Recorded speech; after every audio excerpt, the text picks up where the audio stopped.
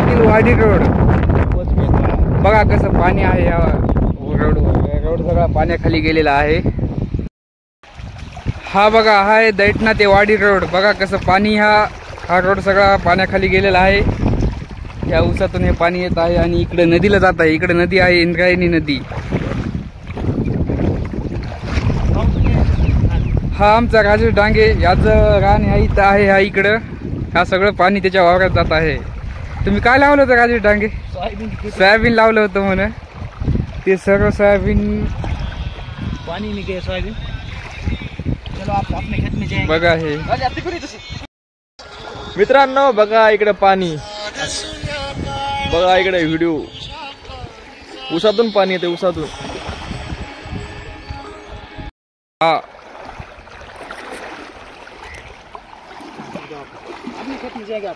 चला आता आपण राजेश डांगे यांच्या शेताकडे जाऊ, तिथं बघू काय नुकसान झालेलं आहे पिकाचं। पिकाचं खूप नुकसान झालेलं आहे, बघा सर्व वावरात पाणी गेलेलं आहे। आता ह्या शेतकऱ्याने कसं वागायचं? इथून पुढे गाडी पण जात नाही, छोटा गाव आहे पुढे एक नदी आहे आणि गाव पण आहे वस्ती। चला आता आमच्या शेतात जात आहेत आम्ही। हे आमच्या शेताचा रोड आहे।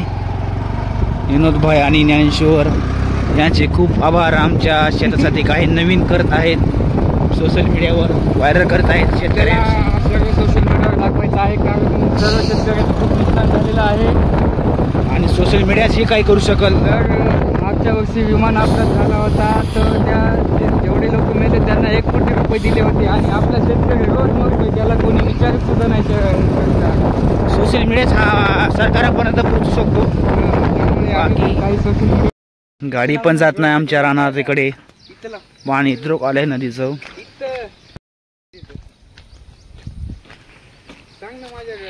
शेताचा रोड आहे माझ्या, आहे देवी पण दुर्गा माता आहे इथं।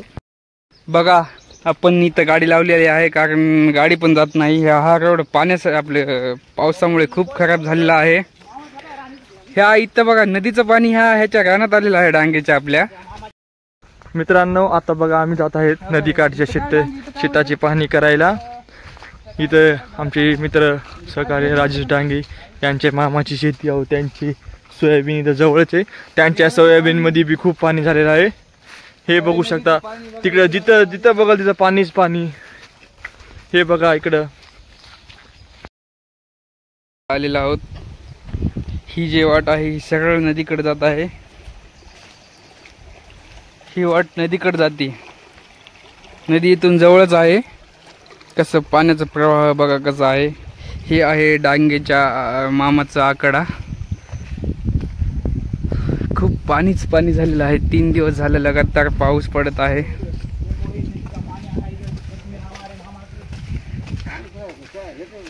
हा या बघा पाय पण खचे फसत आहेत।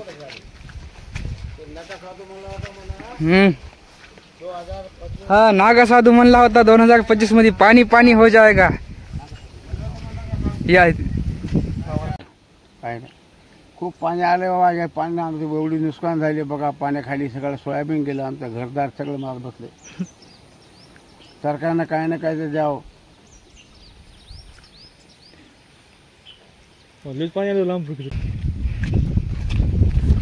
आता आम्ही जात आहेत आमच्या रानाकडे।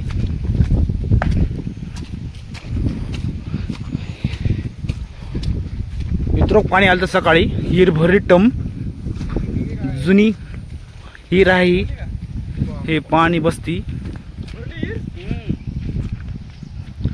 हे नदीचा पूर आहे इतरोक आलेला,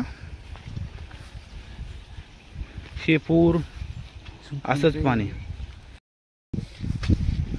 कसे पाय फसत आहेत बघा, हे कसं पाणी झालेलं आहे वावरात, शेतात पिवळं पडले आहेत पाणी सर्व।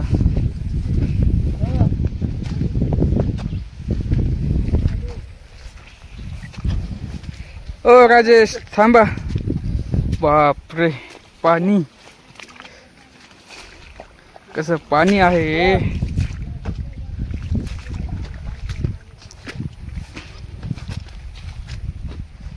पानीच पानी हो गया।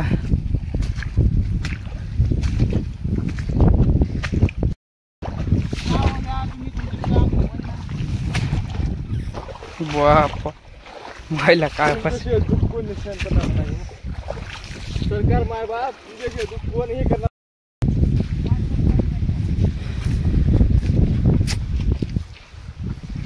ते बघा पाणी, नदीचं पाणी.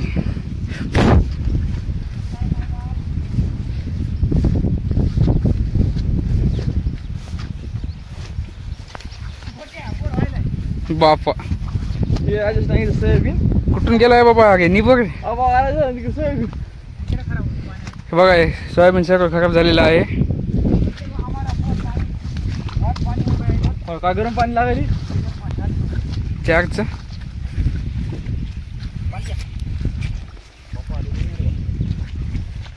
राजेश डांगे तुला किती काय नाही सगळं. हे नांदेडचे पाहुणे येत यांनी इथं अर्धा एकर रान खूप कष्ट करून घेतलेलं आहे. आणि ते पण का लागते काय ते आम्हाला. हे बघा, मोटर चालू नसतानाही पाणी येत आहे कारण सगळं बोर हा पाण्याने भरलेला आहे. हे पाणी रिवर्स येत आहे. पाऊस पण चालू झाला लगेच.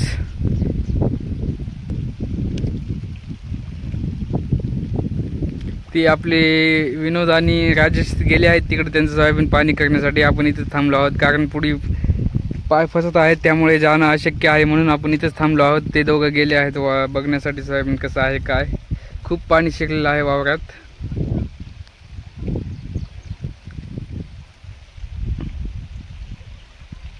पाणी तर चालूच आहे बघा वरून.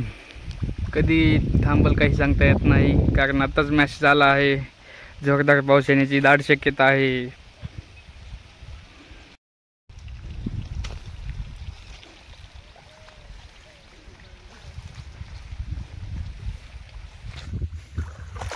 नमस्कार मित्रांनो, आम्ही आलो राजेश डांगेच्या शेतामध्ये. त्यांच्या शेतातले हाल बघा पावसाने. बघा हे पाणी. राजेश डांगे तर सरकारला दाखवे उपटून जरा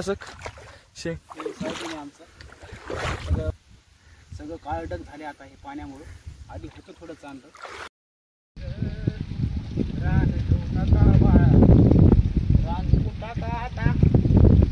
पाण्यात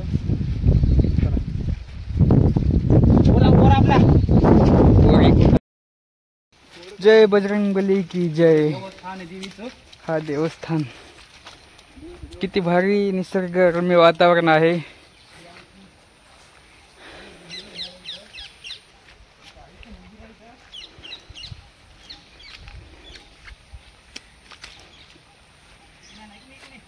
कळलं